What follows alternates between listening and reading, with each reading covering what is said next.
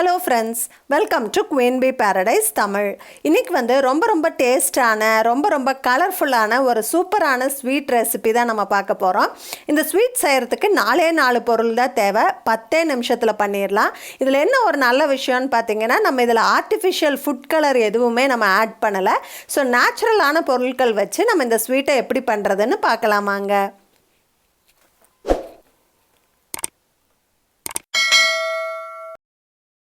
First இந்த ஸ்வீட்டுக்கு colour கொடுக்கறதுக்காக நம்ம கொஞ்சம் பீட்ரூட் ஜூஸ் எடுத்துக்கலாம். ஒரு அரை பீட்ரூட்டை தோல் சீவிட்டு இந்த மாதிரி நல்லா நைஸாக துருவிக்கோங்க. அந்த துருவின பீட்ரூட்டை டீ வடிகட்டியில் போட்டு ஒரு ஸ்பூன் வச்சு அழுத்துனீங்கன்னா அந்த ஜூஸ் எல்லாம் கீழே வந்துடும். இதில் நம்ம தண்ணியே ஆட் பண்ணல, அந்த பீட்ரூட்டில் இருந்த ஜூஸை தான் நம்ம கலெக்ட் பண்ணியிருக்கோம். இந்த டிஷ்ஷுக்கு ஃப்ளேவர் கொடுக்கறதுக்காக கொஞ்சம் ஏலக்காயை பொடி பண்ணிக்கலாம். எப்பயுமே ஏலக்காய் கூட கொஞ்சம் சர்க்கரை போட்டு நம்ம பொடி பண்ணோம்னா ஈஸியாக பவுடர் ஆயிரும். ஒரு கடாயில் 2 கப் அளவுக்கு ட்ரை தேங்காய் பவுடர் எடுத்துக்கணும். இதை டெசிகேட்டட் கோகனட் அப்படின்னு சொல்லுவாங்க. இது எல்லா சூப்பர் மார்க்கெட்லேயுமே கிடைக்கும். ஒருவேளை உங்களுக்கு இது கிடைக்கல அப்படின்னா நீங்கள் வீட்டிலையே தேங்காய் துருவி எடுத்து யூஸ் பண்ணிக்கோங்க. இப்போ நம்ம இந்த கப்பில் 2 கப்பு தேங்காய் துருவல் ஆட் பண்ணியிருக்கோம். இதுக்கு 1/2 கப் அளவுக்கு நம்ம கண்டென்ஸ்டு மில்க் ஆட் பண்ணணும். இப்போ நம்ம ஸ்டவ் ஆன் பண்ணி மிதமான சூட்டில் வச்சுக்கணும். இந்த கடாயை ஸ்டவ்வில் வச்சு நம்ம மிக்ஸ் பண்ணிக்கிட்டே இருக்கலாம். ஸோ இந்த தேங்காவும் மில்க் மேடும் நல்லா மிக்ஸ் ஆயிரும். ஒரு 2 நிமிஷம் மிக்ஸ் பண்ணதுக்கப்புறமா நம்ம பவுட்ரு பண்ணி வச்சுருக்க ஏலக்காயிலேருந்து 1 ஸ்பூன் ஏலக்காய் ஆட் பண்ணிக்கலாம்.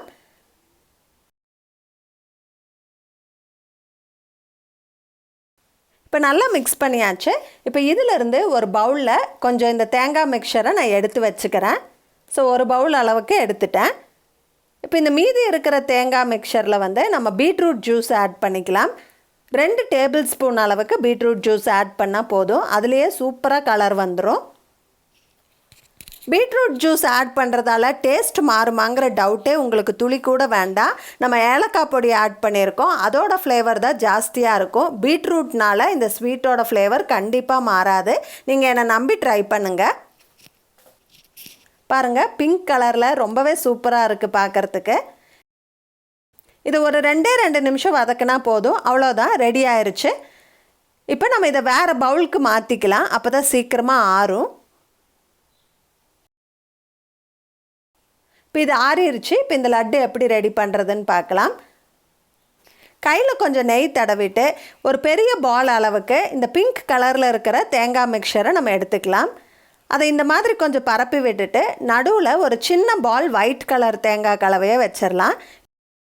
இப்போ இதை மூடி நம்ம ரவுண்டாக லட்டு மாதிரி உருட்டிட்டோம்னா அவ்வளோதான், நம்ம ஸ்வீட் ரெடி.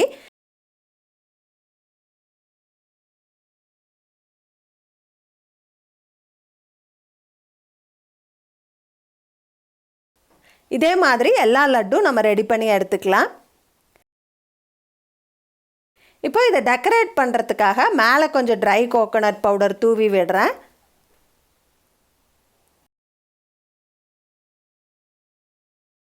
மேலே பிஸ்தா பருப்பை ஹாஃபாக கட் பண்ணி நம்ம டெக்கரேட் பண்ணலாம். ஸோ கடையில் வாங்குகிற ஸ்வீட் மாதிரியே பார்க்குறதுக்கு ரொம்ப நல்லாயிருக்கும். பார்க்குறதுக்கு மட்டும் இல்லைங்க, சாப்பிட்றதுக்கும் இது ரொம்பவே டேஸ்ட்டாக இருக்கும். இதை இப்போ நான் கட் பண்ணி காட்டுறேன். ஸோ நம்ம கட் பண்ணி பார்க்கும்போது இந்த மாதிரி இருக்கும். இந்த ஸ்வீட் ரொம்பவே ஜூஸியாக டேஸ்டியாக ரொம்ப ஃப்ளேவர்ஃபுல்லாக இருக்கும். கண்டிப்பாக ட்ரை பண்ணி பாருங்கள். ஸோ இந்த தீபாவளிக்கு 10 நிமிஷத்தில் இந்த ஸ்வீட்டை ரெடி பண்ணி அசத்துங்க. நீங்கள் உங்கள் ஃப்ரெண்ட்ஸ் அண்ட் ஃபேமிலிக்கெல்லாம் இந்த ஸ்வீட் கொடுக்கும்போது எந்த கடையில் வாங்கினீங்க அப்படின்னு கண்டிப்பாக உங்களை கேட்பாங்க.